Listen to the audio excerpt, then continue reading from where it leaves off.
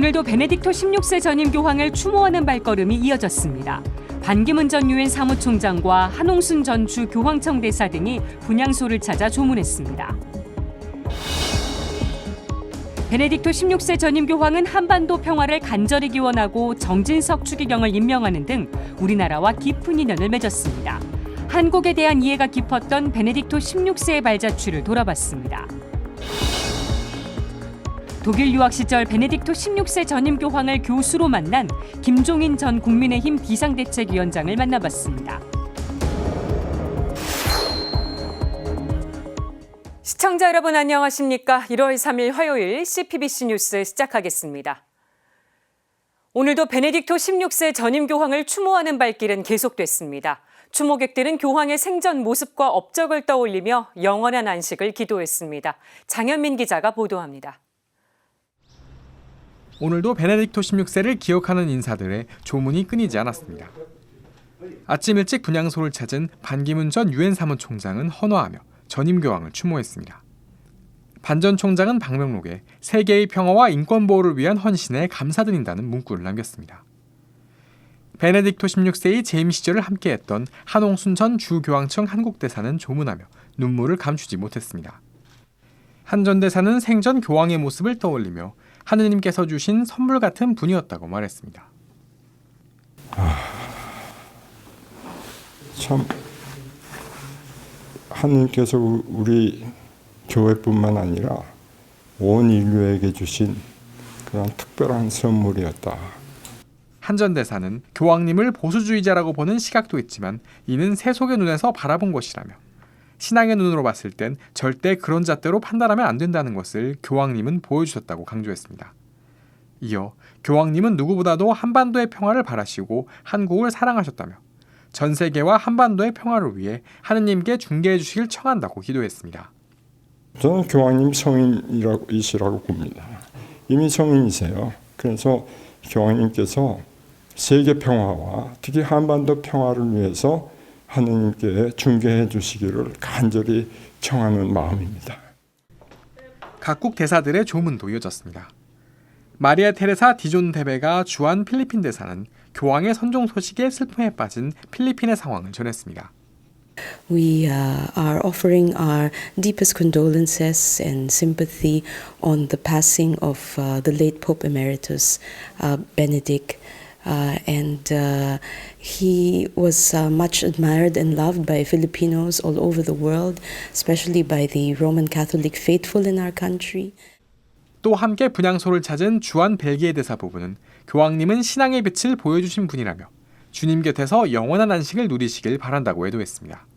He has kept the light of the faith alive. He has revitalized the core values of Christianity, and this light and these values will guide us through our navigation in a world in turmoil and darkness. 주님의 나라 안에서 영원한 안식을 누리시고 교황님께서 저희에게 보여주신 용기와 또 진리와 그 사랑에 깊이 감사드립니다.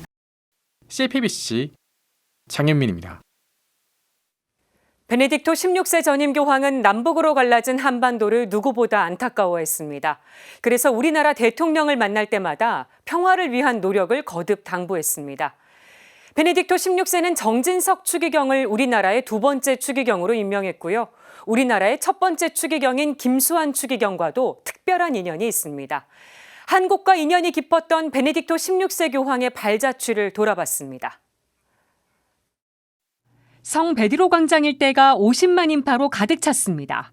베네딕토 16세 교황의 즉위미사가 봉헌되던 날, 김수환 추기경은 베네딕토 16세 교황 앞으로 나아가 무릎을 꿇었습니다. 김 추기경은 사제급 추기경 가운데 가장 선임자로서 베네딕토 16세에게 순명을 서약했습니다. 베네딕토 16세는 흐뭇한 표정으로 김 추기경의 두 손을 맞잡았습니다. 두 사람은 반세기 전 독일에서 처음 만났습니다. 베네딕토 16세는 2009년 7월 이명박 대통령을 접견한 자리에서 5개월 전 선종한 김수환 추기경과의 인연을 직접 언급했습니다. 김 추기경은 오래전 독일에서 같이 공부한 친구라며 훌륭한 가톨릭 지도자로 기억하고 있다고 추모했습니다. 베네딕토 16세 교황은 즉위 이듬해인 2006년 정진석 추기경을 한국인 두 번째 추기경에 임명하며 한국과 더욱 깊은 인연을 맺었습니다. 한국 천주교회로선 1969년 김수환 추기경 서임 후 37년 만에 경사였습니다. Nicolaum Ciong-Jinsuk Archiepiscopum Seulensem. 베네딕토 16세 교황은 정진석 추기경에게 임명장을 수여하고 추기경을 상징하는 빨간 모자인 주케토와 베레타를 씌워줬습니다. 우리보다 먼저 분단과 통일을 경험한 독일 출신의 베네딕토 16세 교황은 분단의 고통을 겪고 있는 한반도에 대한 관심이 각별했습니다. 그래서 2007년 2월 노무현 대통령 예방을 받은 자리에서 남북 간 긴장 관계를 해결하기 위해 모든 노력을 기울여달라고 당부했습니다. 특히 한반도를 둘러싼 핵무기 경쟁 위험은 교황청도 공감하고 있는 근심거리라며 북핵 협상을 위협하는 조치나 행동을 자제해 줄 것을 호소했습니다. 베네딕토 16세는 2년 뒤 이명박 대통령을 만났을 땐 식량난으로 어려움을 겪고 있는 북한 주민들을 걱정했습니다. 교황은 굶주리고 있는 북한 주민들과 남북 통일을 항상 마음에 두고 기도하겠다면서 남북 문제 해결을 위해 함께 노력하자고 말했습니다. 진리의 수호자로 불리는 베네딕토 16세 교황은 생명 수호에 힘쓰는 이들도 격려했습니다. 당시 교황은 한국 사회를 뒤흔든 황우석 박사의 줄기세포 논문 조작 사건을 염두에 둔 듯 노무현 대통령에게 보낸 친서에서 생명과 혼인, 가정의 신성함을 지키고 수호하는 일에 종사하는 모든 이들을 칭찬하고 싶다고 밝혔습니다. 베네딕토 16세는 2010년 11월 서울에서 열린 G20 정상회의를 앞두고 이명박 대통령에게 서한을 보냈습니다. 한국이 G20 정상회의 의장국이 된 것은 고도의 경제 발전을 인정받은 것으로 G8에 속하지 않은 나라가 처음으로 G20 정상회의를 개최하게 됐다고 밝혔습니다. 이어 G20 정상회의가 공동선의 정신을 펼쳐 보이고 공동선의 성취를 위해 기꺼이 협력하는 의지를 보여주길 기대했습니다. 베네딕토 16세 교황은 노무현 대통령과 이명박 대통령의 방한 요청을 받고 체력이 허락하는 한 방문하겠다고 밝혔지만 실제 방한으로 이어지진 못했습니다. 베네딕토 16세는 한국을 방문하진 않았지만 한국에 대한 관심과 이해가 깊은 교황이었습니다. 지금까지 앵커 리포트였습니다.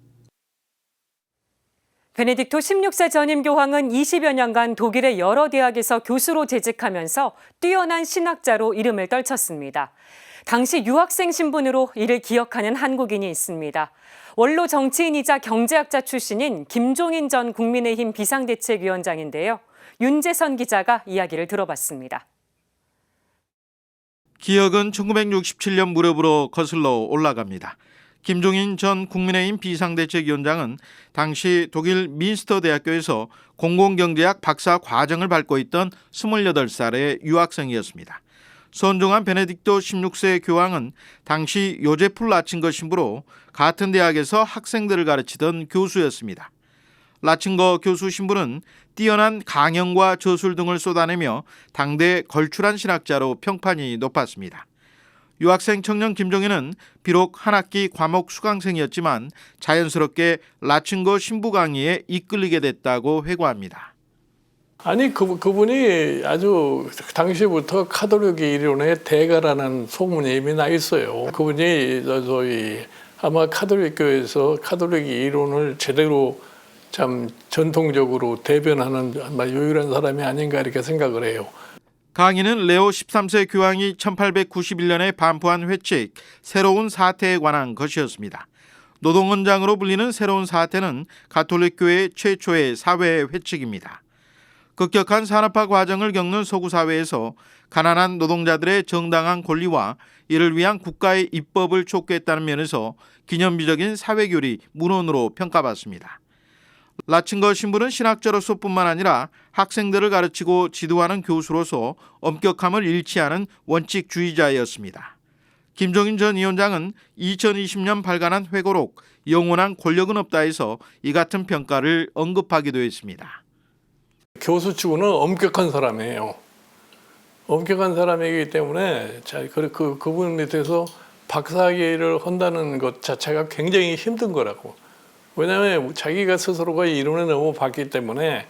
라칭거 교수 신부는 이후 베네딕토 16세 교황이 되고서 2009년 반포한 회칙, 진리 안의 사랑 등에서 온전한 인간 발전을 위한 노동 등 사회교리 원칙을 거듭 강조했습니다. 1958년 서울 명동대 성당에서 알렉산드란 이름으로 세례를 받은 김종인 전 위원장은 신앙의 진리를 수호하기 위해 애쓴 신학자이자 우리 시대의 석학이었던 베네딕토 16세 교황의 손종을 담담한 어조로 애도했습니다. 교황으로서의 이 세계 인류를 위해서 많은 애를 쓰고 돌아가셨으니까 아주 편안한 쉼이 되기를 갖다 바라는 것 뿐이죠. 뭐. CPBC 윤재선입니다. 서울대교구 박신원 몬시뇰이 사제수품 50주년 금경축을 맞아 회고록을 펴냈습니다. 박 몬시뇰은 성 요한바오로 2세 교황을 2번이나 모신 경험이 사제 생활을 단단하게 만들어줬다고 회고했습니다. 남창호 기자가 박신원 몬시뇰을 만나봤습니다. 아버지의 뜻대로 하소서 마테오복음 26장 39절. 박신원 몬시뇰이 사제서품 50주년 금경축을 맞아 발간한 회고록 제목입니다. 주님께 온전히 자신을 바쳐 당신의 도구로 쓰라는 의미로 박 몬시뇰이 부제품을 받을 때 정한 수품 성구이기도 합니다. 박 몬시뇰은 사제로서의 삶을 되돌아보고 후배 사제들에게 전하는 역사 기록의 의미가 있어서 회고록을 발간하게 됐습니다. 200주년하고 성체대회는 한 우리나라의 큰 행사였기 때문에 그건 좀 남기기 좋겠다. 세월이 갈수록 더 필요한 것이지 않느냐. 책은 3부로 나뉘어 있습니다. 1부에선 그리스도의 모습을 닮은 사제로 박 몬시뇰의 반세기를 돌아본 기록입니다. 2부는 한국천주교 200주년 기념 행사, 3부에는 제44차 세계 성체대회 진행 과정이 담겨져 있습니다. 특히 박 몬시뇰이 행사기획과 준비 업무를 총괄하며 겪은 과정은 물론 한국천주교의 역사와 시대상도 엿볼 수 있습니다. 요한바오로 2세 교황이 한국을 처음 방문한 1984년 한국천주교 200주년 기념 행사를 성공적으로 치러낸 박 몬시뇰. 행사 성공에 힘입어 박 몬시뇰은 5년 뒤인 1989년 열린 제44차 세계성체대회 행사분과위원장을 맡게 됩니다. 밥숟가락을 놓고는 불떡 일어나서 나갔다고 안 할란다고 저 못한다고 어차피 나한테 주어진 일이기 때문에 어차피 해야 된다는 그런 생각으로 했었지. 박 몬시뇰은 나름의 고충은 많았지만 요한바오로 2세 교황을 2번 모셨다는 자부심과 긍지는 사제 생활을 더욱 단단하게 만들어줬다고 회고했습니다. 우리 교황님을 갖다가 두 차례나 모셨다는 그것이 무엇으로도 바꿀 수 없는 그런 그 힘이었지. 그 나한테 보람이었고. 박 몬시뇰은 지난 50년간 한국 교회의 굵직굵직한 역사의 산 증인이기도 합니다. 두 큰 행사 이외에도 박 몬시뇰에겐 잊을 수 없는 기억이 있습니다. 2004년 주교자 명동본당 주임 시절에 1년에 2차례 직접 예비신자 교리반을 맡아 매해 평균 350명에 가까운 영세자를 배출해 화제가 되기도 했습니다. 신부의 본연의 자세라 그는 선교에 중점을 둬야 돼. 언제든지 지금도 그래. 마찬가지야. 지금도 예비자 교리를 하고 있으니까 오로지 신부는 선교를 하느님 말씀을 전해야 된다. 박 몬시뇰은 사제생활 50년이 숨 돌릴 틈도 없이 세월이 빠르다며 그리스도의 곁에 한 발 더 다가가는 사제가 되기를 소망했습니다. 금력주를 생각하는 것도 우리가 생각지도 못했는데 너무나도 빠른 세월 속에서 이렇게 흘러갔다. 세월이 무척 빠르구나 그런 것을 사람 느꼈고 그런 측면에서 더 야무지게 내가 사제생활을 야무지게 해야겠다. CPBC 남창호입니다. 이상으로 CPBC 뉴스를 마칩니다. 시청해주신 여러분 고맙습니다.